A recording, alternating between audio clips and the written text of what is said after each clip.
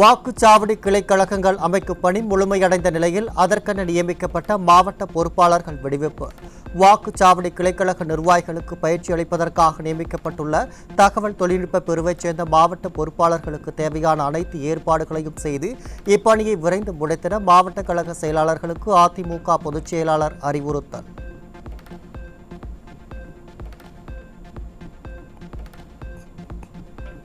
சென்னை புறநகர், சேலம் மாநகர், தேனி மேற்கு மற்றும் கன்னியாகுமரி மேற்கு ஆகிய மாவட்டங்களில் வாக்குச்சாவடி கிளை கழகங்கள் அமைக்கும் பணிகள் நிறைவு பெறாத காரணத்தால் நியமிக்கப்பட்டுள்ள மாவட்ட பொறுப்பாளர்கள் தொடர்ந்து அப்பணிகளை மேற்கொள்வார்கள்.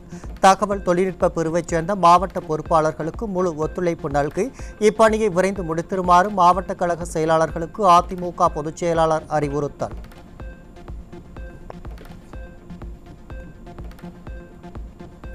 பால்டாயில் எல்லாம் பேசுகிறது என உதயநிதி ஸ்டாலின் மீது அதிமுக பொதுச் செயலாளர் கடும் விமர்சனம். கருணாநிதியின் பேரன் ஸ்டாலினின் மகன் என்பதை தவிர உதயநிதிக்கு என்ன தகுதி உள்ளது என எழுச்சி பயணத்தில் புரட்சி தமிழர் கேள்வி. இது உதயநிதி எப்போ வந்தாரு, என்ன பண்ணா உங்களுக்கு நல்லாவே தெரியும். இவர் யாரு? திரு கருணாநிதி பேரன், திரு ஸ்டாலினுடைய மகன். வேற என்ன உழைப்பு இருக்குது? திமுக உழைப்பு கொடுத்திருக்காரா? இவரு பேசுறாரு, நம்பல. பால்டா எல்லாம் பேசுது, என்ன பண்றது?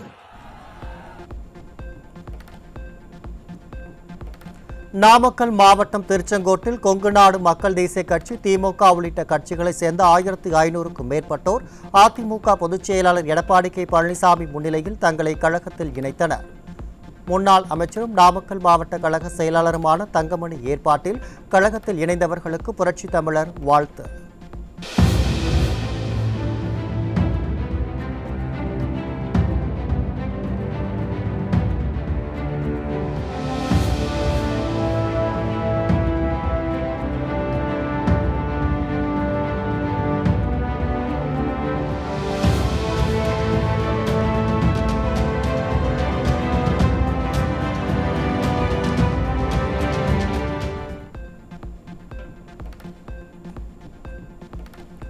தலைமைக்கும் கட்சிக்கும் விசுவாசமாக மக்களுக்கு சேவை செய்யக்கூடிய அனைவருக்கும் உயர்ந்த பதவிகள் தேடி வரும்.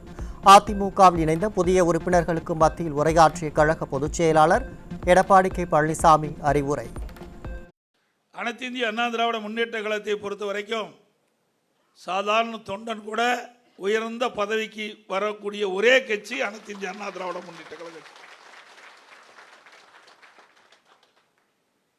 இந்த கட்சிக்கு விசுவாசமாக, தலைமைக்கு விசுவாசமாக மக்களுக்கு சேவை செய்கின்றவர்கள் நிச்சயமாக உயர்ந்த நிலைக்கு வர முடியும்.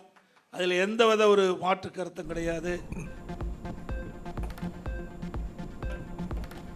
இயக்கத்திற்கு எவ்வளவு சோதனை வந்தாலும் அதனை தாங்கி இயக்கத்தை கட்டிக்காத்து வருபவர் புரட்சி தமிழர் என முன்னாள் அமைச்சரும் நாமக்கல் மாவட்ட செயலாளருமான தங்கமணி பெருமிதம்.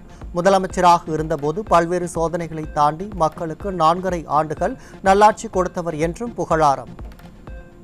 சாதாரண தொண்டராக இருந்து இந்த இயக்கத்தில் மட்டும்தான் இவ்வளவு பெரிய பொறுப்புக்கு வர முடியும். வந்து எத்தனையோ சோதனைகளை கடந்து இன்றைய தினம் இன்னொரு 6 மாத காலத்திலே நடைபெறுகின்ற சட்டமன்ற தேர்தலிலே தமிழகத்திலே முதல்வராக பதவியேற்க இருக்கின்ற வருங்கால முதலமைச்சர், அனைத்து இந்திய அண்ணா திராவிட முன்னேற்ற கழகத்தினுடைய பொதுச் செயலாளர், சட்டமன்ற எதிர்க்கட்சி தலைவர், மரியாதைக்குரிய அண்ணன் எடப்பாடியார் அவர்களே, திமுகவின் பொய்யான வாக்குறுதிகளை நம்பி மக்கள் ஏமாந்து விட்டார்கள். நாமக்கல்லில் நடைபெற்ற மாற்றுக் கட்சியினர் அதிமுகவில் இணையும் நிகழ்ச்சியில் அதிமுக முன்னாள் அமைச்சர் தங்கமணி பேச்சு. இப்படி போன்று இந்தியாவிலேயே வேற சிறந்த முதல்வர் இல்லை என்று சொல்கின்ற அளவுக்கு பாரத பிரதமரே பாராட்டி இருக்கின்றார். காலத்தின் சூழ்நிலை 21ஆம் ஆண்டு பொய்யான வாக்குறுதியை நம்பி மக்கள் ஏமாந்து விட்டார்கள். ஆனால் அண்ணன் அவர்கள் இப்பொழுது எழுச்சி பயணம் செல்கின்ற போது, நாங்கள் முடித்துவிட்டு வருகின்ற போது இரவு 12 மணி 1 மணி ஆனாலும் கூட வருகின்ற வழியெல்லாம் பெண்களும் குடும்பத்தோடு குழந்தையை வைத்து கொண்டு அண்ணனை பார்த்து இரட்டை விலை காட்டுகிறார் என்று சொன்னால் இதுதான் எதிர்காலத்திலே ஆட்சி மாற்றத்திற்கான அறிகுறி. நாமக்கல் மாவட்டம் திருச்செங்கோட்டில் 4 ஆண்டுகால திமுக ஆட்சியின் அவலங்கள் மற்றும் அதிமுக ஆட்சியின் சாதனைகளை எடுத்துக் கூறும் வகையில் தெருமுனை பிரச்சாரம். முன்னாள் அமைச்சர் தங்கமணி கழக நிர்வாகிகளுடன் வீடு வீடாக சென்று திமுகவின் அட்டூழியங்களை பிரசுரமாக பொதுமக்களிடம் வழங்கினார்.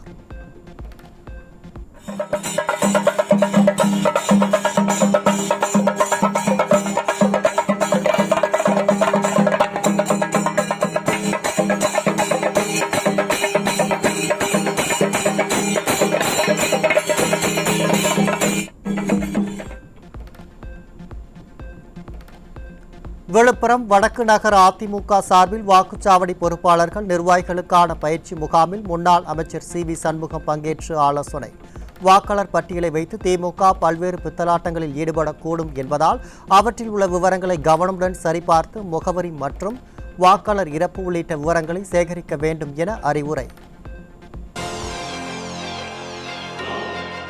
மழை நிலவரம் தங்க விலை நிலவரம் போல் கொலை நிலவரத்தை எடுத்து பாலியல் வன்முறை நிலவரம். இன்றைய பாலியல் வன்முறை நிலவரம்.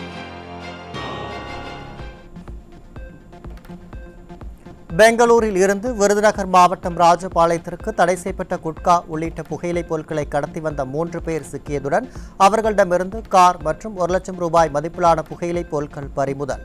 ஸ்டாலின் மாடல் ஆட்சியில் காவல்துறையினரின் அலட்சியத்தால் வெளி மாநிலங்களில் இருந்து தமிழகத்திற்கு போதைப்பொருள் கடத்தப்படுவது அதிகரித்துள்ளதாக பொதுமக்கள் குற்றச்சாட்டு.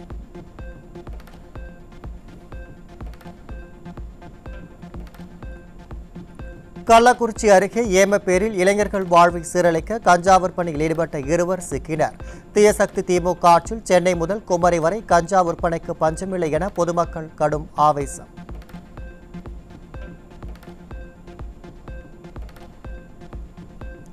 கோவை மாவட்டம் சூலூர் அருகே திருமணத்தை மீறிய உறவில் இருந்து வந்த பெட்ரோல் பங்க் ஊழியரை நண்பருடன் சேர்ந்து கத்தியால் சரமாரியாக குத்தி கொலை செய்த பெண்ணின் கணவர்.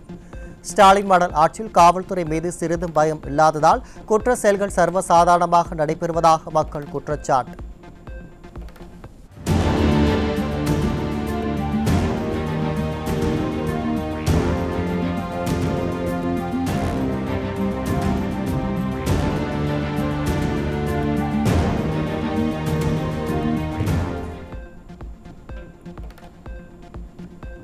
மதுரை சௌராஷ்டிராபுரம் பகுதியில் 10க்கும் மேற்பட்ட இளைஞர்கள் போதையில் கத்தி உள்ளிட்ட பயங்கர ஆயுதங்களால் வாகனங்கள் மற்றும் கடைகளை அடித்து நொறுக்கிய அராஜகம். ஸ்டாலின் ஆட்சியில் பொது இடத்திலேயே இளைஞர்கள் போதையில் அராஜகத்தில் ஈடுபடும் அளவுக்கு சட்டம் ஒழுங்கு சீர்கெட்டு கிடப்பதாக மக்கள் குற்றச்சாட்டு.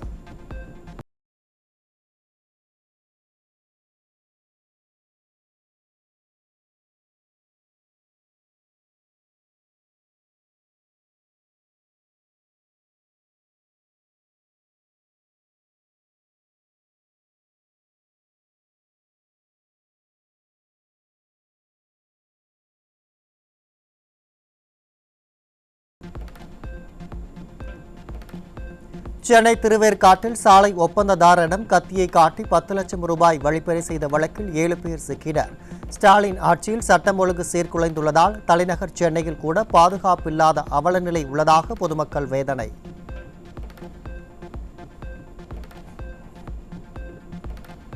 கிராம நூலகங்களுக்கு திமுக நாளிதழான முரசொலிக்கு 3 ஆண்டுகளுக்கான சந்தாவை செலுத்த வேண்டும் என சுற்றறிக்கை அனுப்பப்பட்டிருப்பதாக தகவல். கிராம ஊராட்சிகளிலிருந்து சந்தா செலுத்தப்பட்டிருப்பதாகவும் நாளிதழ் விநியோகிக்கப்படுவதில்லை என்றும் குற்றச்சாட்டு எழுந்துள்ள நிலையில் மக்கள் வரிப்பணத்தில் குடும்ப நிறுவனத்தின் வருமானத்தை பெருக்குகிறதா திமுக என மக்கள் கேள்வி.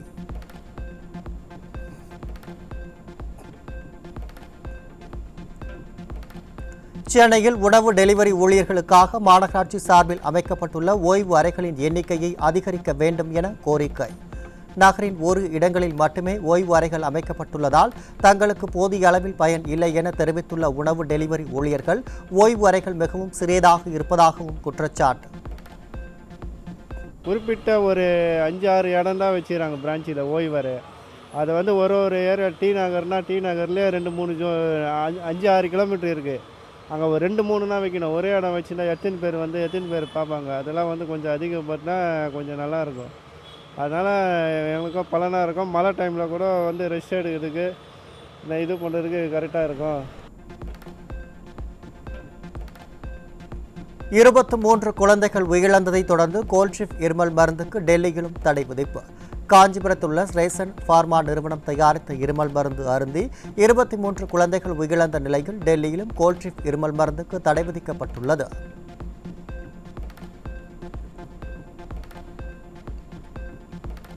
மதுரை உயர்நீதிமன்ற கிளையின் தடையாணை உத்தரவை மீறி மதுரை மக்களிடம் அராஜகத்தில் ஈடுபட்ட மதுரை மேற்கு தொகுதி திமுக கவுன்சிலரின் கணவர் மற்றும் திமுக பகுதி செயலாளர். இச்சம்பவத்திற்கு சாட்சியாக இருந்த IAS அரசு அதிகாரியோ பொதுமக்களிடம் நீங்கள் தானே ஓட்டு போட்டீர்கள், அப்போ அனுபவியுங்கள் என கூறும் வீடியோ மக்கள் மத்தியில் அதிர்ச்சியை ஏற்படுத்தியுள்ளது.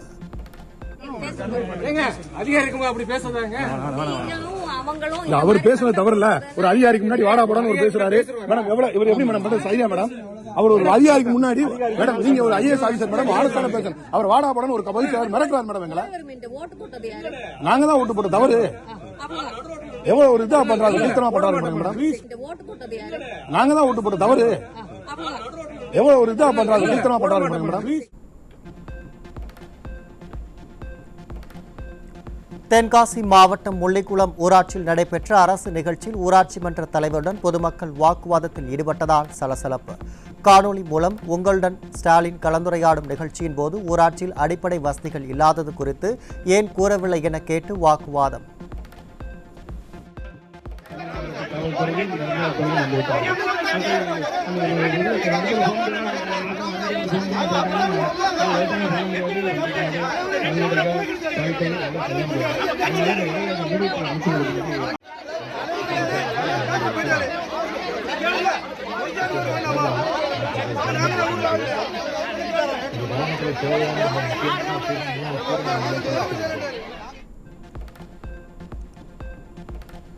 திருப்பூர் மாவட்டம் வேலாயுதபாளையம் ஊராட்சியில் நடைபெற்ற கிராம சபை கூட்டத்தில் கழிவுநீர் கால்வாய் அமைக்க கோரியும் குப்பைகளை முறையாக அகற்ற கோரியும் அதிகாரிகளை முற்றுகையிட்ட பொதுமக்கள்.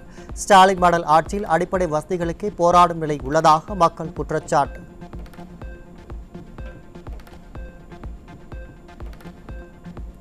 வேலூர் மாவட்டம் மேல்பட்டியில் நடைபெற்ற கிராம சபை கூட்டத்தில் தனது கட்சி பெருமைகளை பேசிய திமுக MP கதிர் ஆனந்திடம் இது கட்சி மேடை அல்ல என கூறி வாக்குவாதத்தில் ஈடுபட்ட மக்கள். எதிர்ப்பு தெரிவித்தவரை கதிர் ஆனந்த் ஒருமையில் பேசியதுடன் திமுகவினர் சூழ்ந்து கொண்டு மிரட்டல் விடுத்ததால் கூட்டத்தில் பரபரப்பு. நம்ம முதலமைச்சர் நமக்காக உழைக்கிறாரா இல்லையா? நம்ம முதலமைச்சர் நமக்காக வாழ்றாரா இல்லையா? செய்து இடையூறுக்கு மன்னிக்கணும். இது என்னுடைய பஞ்சாயத்து. இந்த பஞ்சாயத்து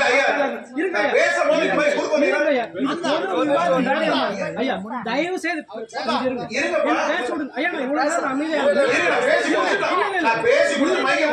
பேசுறதே தவறுன்னு நான் நினைக்கிறேன். ஸ்டாலினின் திமுக ஆட்சியில் முறையான வழிகாட்டுதல் இல்லாததால் விருதுநகர் மாவட்டம் சிவகாசி அருகே தனியார் பட்டாசாலையில் வெடிவிபத்து.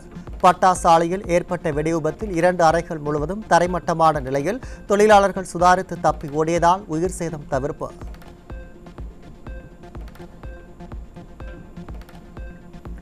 கரூரில் கூட்ட நெரிசலில் சிக்கி 41 பேர் உயிரிழந்தது தொடர்பான வழக்கு. CBI விசாரணைக்கு உத்தரவிடக் கோரிய வழக்கில் நாளை தீர்ப்பு வழங்குகிறது உச்சநீதிமன்றம்.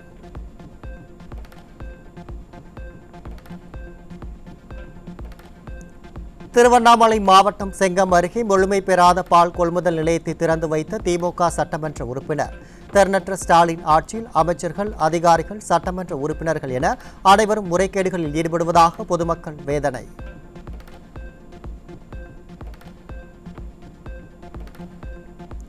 கடலூர் மாவட்டம் புவனகிரி அருகே பூதக்குடி கிராம பகுதியில் நடைபெற்ற அரசு மருத்துவ முகாமில் விடிய அமைச்சர் MRK பன்னீர்செல்வம் தனியார் பள்ளி நிர்வாகிக்கு மிரட்டல் விடுத்த வீடியோ வெளியாகி திமுகவின் லட்சணத்தை வெட்ட வெளிச்சமாக்கியது. போதுமான மருத்துவர்களின் விளம்பரம் தேடும் நோக்கில் ஒப்புக்கு நடத்தப்பட்ட மருத்துவ முகாமில் பல மணி நேரம் கால்நடக்க நின்ற முதியவர்கள், கை குழந்தைகளோடு வந்தவர்கள் கடும் அவதி.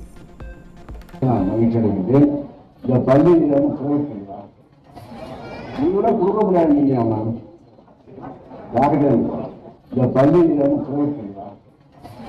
நீங்களே கொடுக்க முடியாது. நீங்க டாக்டர். மயிலாடுதுறை மாவட்டம் சீர்காழி நகராட்சியில் வருங்கால வைப்பு நிதியை கட்டாமல் முறைகேடு செய்ததை கண்டித்து தற்காலிக தூய்மை பணியாளர்கள் பணியை புறக்கணித்து போராட்டம். ஸ்டாலின் ஆட்சியில் தூய்மை பணியாளர்கள் பல்வேறு விகிதங்களில் தொடர்ந்து வஞ்சிக்கப்படுவதாக குற்றச்சாட்டு.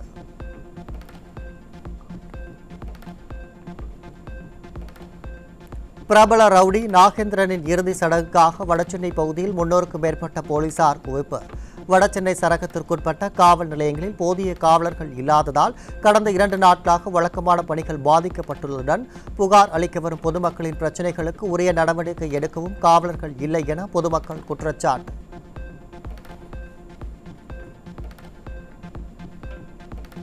சென்னை பட்டினப்பாக்கம் சீனிவாசா நகரில் கொசு தொல்லையால் டெங்கு உள்ளிட்ட தொற்று நோயால் பாதிக்கப்படுபவர்களின் எண்ணிக்கை அதிகரிப்பு. குப்பை கழிவுகள் மற்றும் அருகில் உள்ள கூவம் ஆற்றில் படர்ந்திருக்கும் ஆகாய தாமரைகளை அகற்றாமல் மாநகராட்சி நிர்வாகம் செயலற்று கிடப்பதே நோய் தொற்றுக்கு காரணம் என அப்பகுதி மக்கள் குற்றச்சாட்டு. இங்கே நிறைய கொசு இருக்குது. மழை பெஞ்சதுன்னா இன்னும் ஜாஸ்தி கொசு நிறைய வந்துடுது. இதனால் ஜுரம் பிள்ளைங்களுக்கு பெரியவங்களுக்கு எல்லாருக்குமே ஜுரம் ஜாஸ்தி வருது. இதுக்காக கொஞ்சம் கவர்மெண்ட்டில் கொஞ்சம் சீக்கிரமாக ஏற்பாடு பண்ணி முடிச்சு கொடுக்கணும். அரசு நேரடி நெல் கொள்முதல் நிலையங்களில் விவசாயிகளிடமிருந்து கொள்முதல் செய்யும் நெல்லின் ஈரப்பதத்தை உயர்த்த வேண்டும் என திருவாரூர் மாவட்ட விவசாயிகள் வலியுறுத்தல். தங்களின் பாதிப்புகள் குறித்து மத்திய அரசிடம் பேசி நெல்லின் ஈரப்பதத்தை உயர்த்தாமல் திறனற்ற திமுக அரசு அலட்சியத்துடன் செயல்படுவதாக விவசாயிகள் வேதனை. அமைச்சர்கள் நேற்று சொல்றப்ப உணவு அமைச்சர்கள் சொல்லும் பொழுது இதை பற்றி மத்திய அரசாங்கத்திட்ட இன்னும் கொஞ்சம் மழை பெஞ்சதுக்கு அப்புறம் சொல்லி வாங்கலாங்கிறாங்க. இப்படி இவங்க கேட்டு வாங்கறதுக்குள்ளார மழை காலமே முடிஞ்சு விவசாயியோட அழிவும் முடிஞ்சிடும். இப்படி அலட்சியமா அவங்க இருக்கிறது விவசாயிகள்கிட்ட இவங்க காட்டுற ஒரு அக்கறையின்மை தான் காட்டுது. திருவாரூர் மாவட்டம் முத்துப்பேட்டை அருகே சேதமடைந்த சாலையால் பள்ளி மாணவர்கள் மற்றும் பொதுமக்கள் சேற்றில் நடந்து செல்லும் அவலம். பலமுறை புகார் அளித்தும் ஸ்டாலின் மாடல் ஆட்சியில் சாலை வசதி கூட ஏற்படுத்தி தராமல் அதிகாரிகள் அலைக்கழிப்பதாக மக்கள் குற்றச்சாட்டு.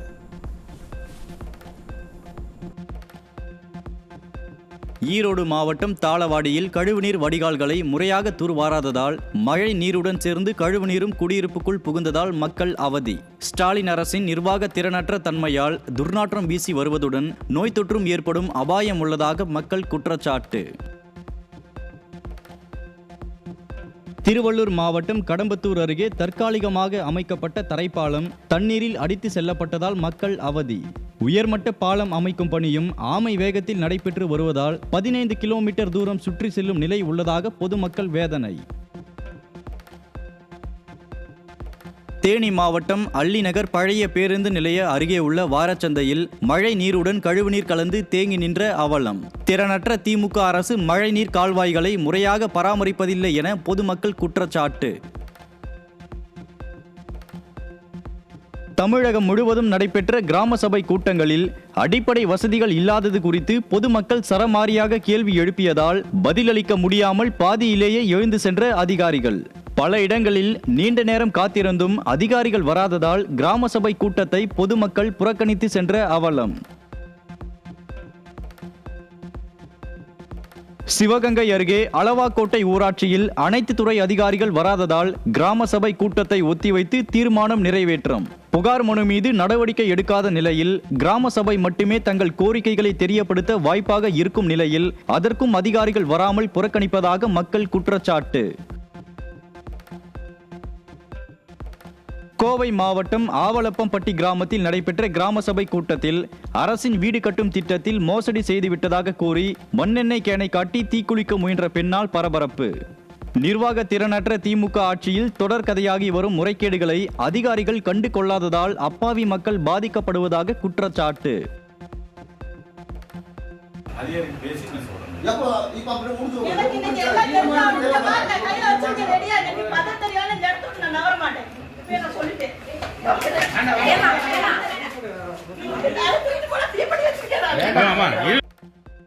தேனி மாவட்டம் ஆண்டிப்பட்டி அருகே நரியுத்து கிராமத்திற்கு சாலை அமைக்க வனத்துறை தடை விதித்ததை கண்டித்து கிராம சபை கூட்டத்தை புறக்கணித்த பொதுமக்கள்.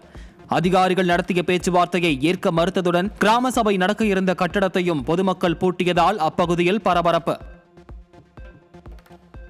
கிராம ஊராட்சிகளில் திட மற்றும் திரவ கழிவு மேலாண்மை வசதி கொண்ட கிராம ஊராட்சிகள் மாடல் வில்லேஜ் என்ற நிலையை எட்ட வேண்டும் என தமிழகம் முழுவதும் நடந்த கிராம சபை கூட்டத்தில் வழிகாட்டுதல்களை வழங்கிய ஸ்டாலின் அரசு. நாகை மாவட்டத்தில் திடக்கழிவு மேலாண்மை என்பது பெயரளவில் மட்டுமே உள்ள நிலையில் விதவிதமாக திட்டங்களை மட்டும் அறிவிக்கும் அவற்றை செயல்படுத்துவதில் முனைப்பு காட்டுவதில்லை என மக்கள் குற்றச்சாட்டு.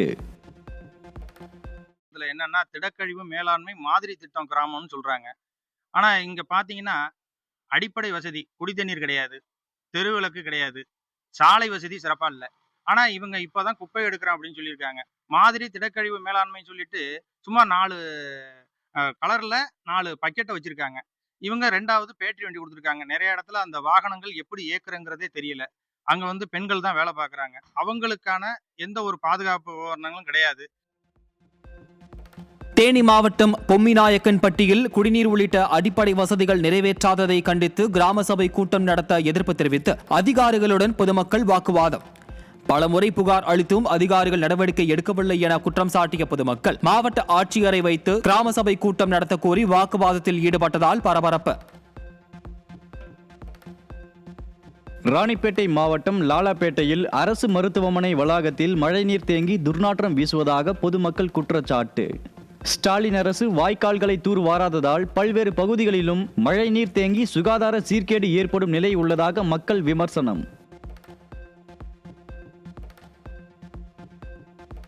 மதுரை சோழவந்தான் வைத்தியநாதபுரத்தில் வீட்டின் அருகே பாதுகாப்பின்றி செல்லும் மின்கம்பியில் இருந்து சகோதரிகள் மீது மின்சாரம் பாய்ந்ததில் 7ஆம் வகுப்பு சிறுமி பரிதாப பலி.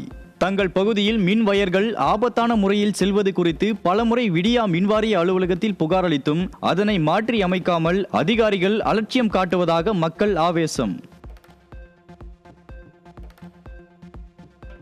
தேனி மாவட்டம் பெரியகுளம், ஆண்டிப்பட்டி உள்ளிட்ட பல்வேறு பகுதிகளில் பெய்த மழையால் சாலைகளில் மழைநீர் பெருக்கெடுத்து ஓடியதால் வாகன ஓட்டிகள் கடும் அவதி. திறனற்ற திமுக ஆட்சியில் மழைநீர் வடிகால் வாய்கள் முறையாக அமைக்கப்படாததால் சிறிய மழை பெய்தாலே சாலைகளில் மழைநீர் ஓடுவதாக மக்கள் குற்றச்சாட்டு. மயிலாடுதுறை மாவட்டத்தில் தரங்கம்பாடி, பொறையார் உள்ளிட்ட பல்வேறு பகுதிகளில் பெய்த மழையால் வெப்பம் தணிந்து குளிர்ச்சியான சூழல் நிலவியதால் பொதுமக்கள் மற்றும் விவசாயிகள் மகிழ்ச்சி.